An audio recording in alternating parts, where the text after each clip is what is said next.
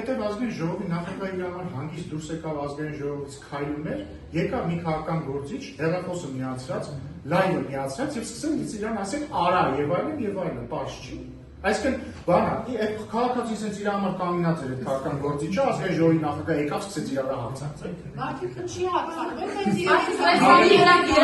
Եթե օրենքը գործում է, երկուսի դեպքում էլ գործի։ Դուք անկեղծ չեք։ Դուք ազնիվ չեք ձեր հարցերը։ ինչու՞մ է։ Այդտենց, որովհետև պատասխանեցի արդեն։ Չէ, բանը գիներ։ Պատասխանեցի, որովհետև ձեր մատնանշած քաղաքական գործիչը եկել եւ սկսել է սադրել ազգային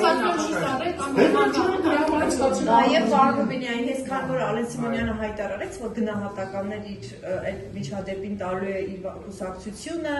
իրավապահները, եթե տեսնեն այդպիսի հարց եւ քաղաքացիները, ես դրա համար եմ հարցնում, վարչությունը տեսնում էր այդ անհրաժեշտությունը, թե չէ եւ ձեր վրթովը չհասկացած։ Ես նման անհրաժեշտություն չեմ տեսնում։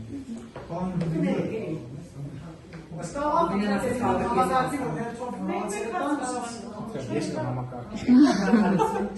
Երեք օր շարունակ ծնողները, ամեն կորածների ծնողները այդում անձանց հետ ուսուցան անդամների համար իրենք պատերազմի մասնակից անձիկ է։ Ամեն դեպքում պարոն ես իմացող եմ։ Երեք օր շարունակ իրենք նաև ազգային ժողովի մուտքի մոտ եկան համապատասխանություն նվագեցին ազգային ժողովի նախագահային շտաբի ղեկավարներին։ Երեք օր շարունակ նույն այդ ծնողների հետ հավաքված են։ Այստեղ կարելի է եզրակացնել մի բան, իմ հարցերը նրանք են, որ Ալեն Սիմոնյանը չգիտե, որ երեք օր շարունակ այդ մարդիկ իրեն են պահանջում։ Չգիտեմ, Ալեն Սիմոնյանը կհարցնի։ Բայց դա ձեր հարցը ընդհանրապես ռելևանտ չէ։ Որովհետև ակնհայտ է մեկ բան, որ ըստ էության Ալեն Սիմոնյանը իջել էր ես սադրանքի էր տնկել։ Եվ երկրորդը, իրապա մարմինները ոչինչ չեն անում։ Ալեն Սիմոնյանը թափում է քաղաքացու ձեռքը բոլորում է ոչինչ չեն անում։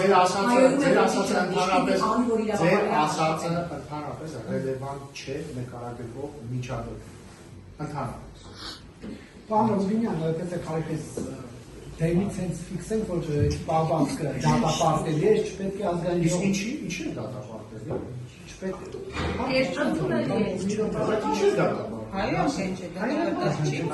Դա ֆիքսեցին, չէ՞։ Ֆիքսենք, որ ընդդիմադիրի կողմից դատապարտելի է, չպետք է ազգային ժողովի նախագահին հայեր եւ այլն։ Բայց ինչու է ազգային ժողովի նախագահը լինելով իշխանության բարձրագույն ներկայացուցիչ, օրենսդիր մարմնի ներկայացուցիչ, չի գործում օրենքով, այլ եթե կարելի ասել խուլիգանությանը պատասխանում նույն կերպ։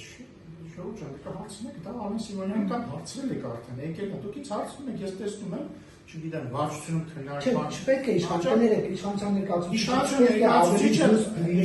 ներկայացուցիչը պետք է փորձի հանդինել հնարավորինս հնարավորինս սուրբ եւ այսպես շարունակ։ Պետք է սպանի իր մեջ մարդուն, էգոն պետք է սպանի, երբ որ իրան վիրավորում է, պետք է փորձի հետ չվիրավորել, երբ որ լրագրողներն են իրան վիրավորում, պետք է ժպիտով, sense մեմ ժպիտով ասի հարգելի լրագրողներ եւ պատասխան իրանց հարցերին։ Երբ որ լրագրողները տալիս են անտակ հարցեր, անազնիվ հարցեր, չգիտեմ, տենդենցիոզ հարցեր, ինքը պետք է համբերատար նստի եւ սպասի եւ ժպտալով ասի հաջորդ հարցը հայտնի օրենքով։ Ես հարցնում եմ ինչի օրենքով չի գործել ազգային օրենքով է գործել, օրենք հախա։ Հայը ի՞նչ է։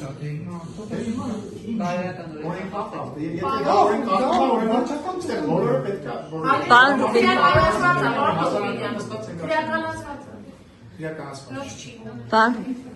Պարոն Ռուբինյան, Նիկոլ Փաշինյանը այսպես է քարոզարշավը սկսվել, որ ասում է, եթե մենք չընտրվենք, պատերազմ կլինի, եթե մենք չընտրվենք, թրիփը չի կայանա։ Սա դուք հենց այդ ձեր նշած, որ ասում եք անթաթիբրիդային պատերազմ, հենց սա օրինակը չէ թիբրիդային պատերազմի եւ ներողություն մեզ հարցեր տամ։ Որ ասում եք Նիկոլ Փաշինյանը հենց Գյումրիում ասեց 65%-ի ակնկալիք ունենք, որտեղից է այս դիտարկումները, քանի որ օրինակ տարբեր ձեր ընդդիմախոսները ասում են, այ սա հստակ ցույցում է, որ լցոնումների վերաբերյալ նրանց տեսակետն եմ փոխանցում, նաև տեղեկություններ են բարբերաբար շրջանառում, որ նոր ձևավորվելիք խորհրդարանում ազգային ժողովի ղեկավարության կազմում փոփոխություններ են լինելու, ազգային ժողովի նախագահի դուք ես մասում ինչ որ տեղեկություններ, քննարկումներ կան ԿՊ-ում։ Եվրոմեդիա։ Չեմ բախենում։ Տեսեք, սկսենք վերջից։ Երբ որ մարդ ասում է ես ակնկալիք ունեմ այսինչի, դա բան չի։ ասացիք որտեղից ձեզ նման ինչ բառ։ Հա, վստահ Չի ասացիք որտեղից դիտարկում եթե տեղեկություն։ դիտարկումն է։ Ակնկալիքը նշանակում է, որ մեկը ակնկալում է ինչ-որ բան։ Դա մենք այո ակնկալում ենք ստանալ 65%։ Եթե տենց հասել։ Կամ ընդհանրապես ակնկալում ենք հաղթել ընտրությունները, ակնկալում ենք մեծ տոկոսով հաղթել ընտրությունները։ Եթե ակնկալիքը ցույցումա չգիտեմ այդ ում գլխում է առաջացել այդ աբսուրդային միտքը։ Իսկ գիտեք որն է։ Օրինակ եթե մենք ասենք, գիտեք ինչ կա, մենք խնդիր չունենք, միակ հարցն է 60 խփենք 70 թե 80, այդ դեպքում կարելի է դա դիտարկել որպես խոստովանություն այն մասին, որ մենք պատրաստվում ենք լցոնը։ Բայց քանի որ մենք Սերժ Սարգսյանը չենք եւ նման բաներ չենք հայտարարում, չգիտեմ, այդ հարցը էլի ռելևանտ չէ ընդհանրապես այդ հարցը։ Ռելևանտ ինչ-որ բանի վերաբերելի։ Դե որ հարցը հնչեցրեցիք։ Օրինակ ձեր հարցը շատ ռելևանտ է, որովհետեւ հասկացաք, որ ռելևանտ նշանակում վերաբերելի, բայց իրականում Բայց ինչ հարց տվեցինք, այսինքն սա ռելևանտ չէ, սա։ Ասեն ժողովի ղեկավար կազմը որոշվում է ընտրություններից հետո, ընտրություններից առաջ ոչ մի քննարկում է առնով չկա եւ չի։ Բայց հավաքում են նախագահի։ Ես որևէ հավակնություն չունեմ։ Քանի որ ասում են, որ Ալենսի Ես ընդհանրապես այս բանին հավակնում եմ։ Քանի որ ասում են Ալեն Սիմոնյանը այլևս ազգային ժողովի նախագահ չի։ Կարծում եմ այդ հարցը եւ բնվում է ռելևանտ չէ։ Պատերազմի հետ կապված հարցին չպատասխանեցիք։ Ժողովուրդ ջան, էլի ասում եք դուք անկեղծ չեք, ասում եք ինչ եք ասում, դուք անկեղծ չեք։ Որովհետև դուք անընդհատ ձեր հարցերում բան եք անում, հարցը նենց եք ձևակերպում, որ ինքնին սկզբնակետը սխալ է։ Պարոն Ջանյան, բոլոր հարցերին գնահատական տվեցիք, ուղումներ տվեցիք։ Դուք կթողնեք, նայեք, հիմա իրավիճակը հետևյալն է։ Մենք չենք ասում, որ ՔՊ-ն միակ աստվածատու ուժն է, որ եթե լինի իշխանության, չի լինի պատերազմ, եթե չլինի իշխանության, կլինի պատերազմ։ Մենք ինչ ենք ասում ենք, մեր քաղաքական դաշտի ուժերը ունեն քաղաքական առաջարկ։ Հիմա քաղաքացիական պայմանագիրը օգոստոսի 8-ի հռչակագրով քաղաքացիական պայմանագրի ձևավորած կառավարությունը հասել է խաղաղություն։ Մենք հիմա առաջարկում ենք հունիսի 7-ին ժողովրդին քվեարկել քաղաքացիական պայմանագիրը, որպեսզի քաղաքացիական պայմանագիրը շարունակի այդ խաղաղության ուղին, որը հաստատված է, այսինքն չհրաժարվել խաղաղության ուղուց։ Հիմա կան այլ քաղաքական ուժեր, հիմնականում 3 օլիգարխների քաղաքական ուժեր, Քոչարյան, Ռուսաստանցի օլիգարխ Ծաղիկը, բայց ոչ միայն իրանք, իրանք սատելիտները, որոնք հայտարարում են, որ այս խաղաղությունը լավը չի։ Իրանք ասում են, սա արժանապատիվ մի ընդհատակից խնդրում։ Իրանք ասում են, սա լավ խաղաղություն չի։ Մեկը ասում է արժանապատիվ չի եւ հետեւաբար մեզ պետք է արժանապատիվ խաղաղություն։ Մյուսը ասում է իրական չի, հետեւաբար մեզ պետք է իրական խաղաղություն։ Մյուսը ասում է ուժեղ չի եւ մեզ պետք է ուժեղ խաղաղություն, բայց այդ մյուսը չի ասում, իր AI-ն է ասում, իր արհեստական բանականությունն է ասում։ Ինքը չի ասում։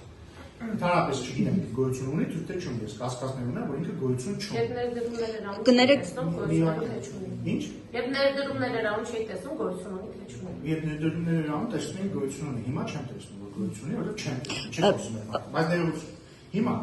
այս մարդիկ հայտարարում են, որ իրանք պատրաստում են վիճակել այս խաղաղության բոլոր կոմպոնենտները։ Իսկ որոնք են այս խաղաղության կոմպոնենտները։ Առաջին եւ սկզբունքային կոմպոնենտը Վաշինգտոնի խաղաղության հռչակագրով այդ թվում հաստատված եւ ոչ միայն նաեւ սահմանազատման անաժողովների կանոնակարգով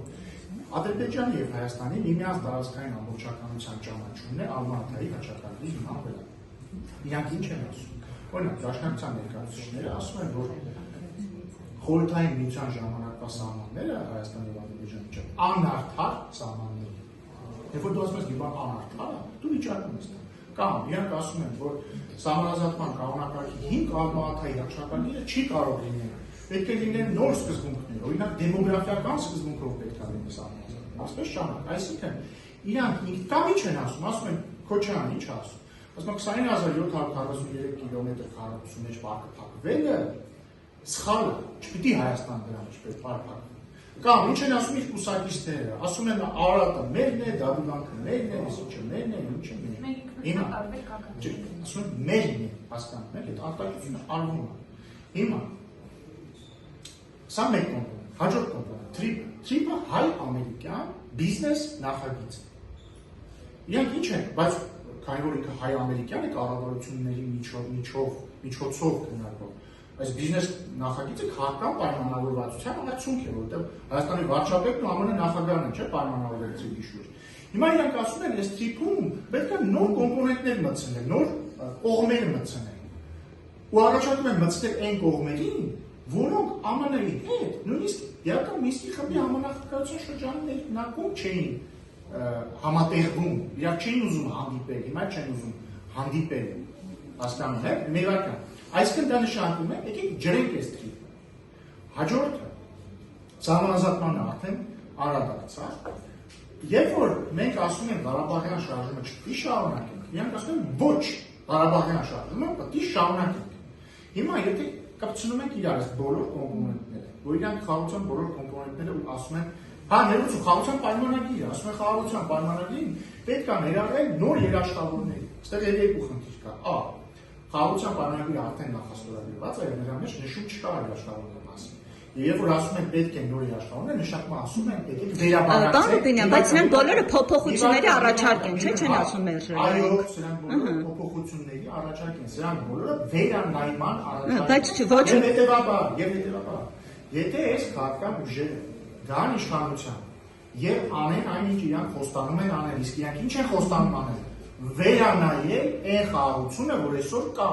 հասկանում եք։ Եթե իրանք ասում են վերանայում են, նշանակում է դա ավտոմատ հրաժարվել այս խաղաղությունից։ Իսկ դա նշանակում է ավտոմատ հրաժարվել միմյանց տարածքային ամբողջականությունը ճանաչելուց, հրաժարվել սահմանազատման սկզբունքներից, հրաժարվել ապաշրջափակման սկզբունքներից եւ TRIP-ի իրագործումից, հրաժարվել Ղարաբաղյան շարժումը չշարունակելուց։ Սա ավտոմատ 100%-ով ներելու է պատերազմ։ Հիմա հետևաբար ավելի կոռեկտ կլիներ, որ դուք ձեր հարցը ոչ թե sense ձևակերպեք։ Միշտ դուք ասում եք, եթե մեկ պատերազմ ընտրվեք, պատերազմ չի լինի, այլ ասեք։ Միշտ դուք ասում եք, որ եթե ընդդիմադիր ուժերը ընտրվեն եւ անեն այն քաղաքականությունը, որ իրենք խոստանում են եւ կլինի պատերազմ, այդ ինչ շարունակեք։ Պարոն Ռուբինյան, հարցերը Մենք մի բան էլ ասում ենք, հաճախ ասում ենք, դուք վախեցնում եք պատերազմով, սպառնում եք պատերազմով, Ժորժ ջան, եթե մենք Հայաստանը շարունակենք քաղաքականությունը, որ հիմա վարվում է, պատերազմից վախենալու ընդհանրապես որևէ պատճառ չի։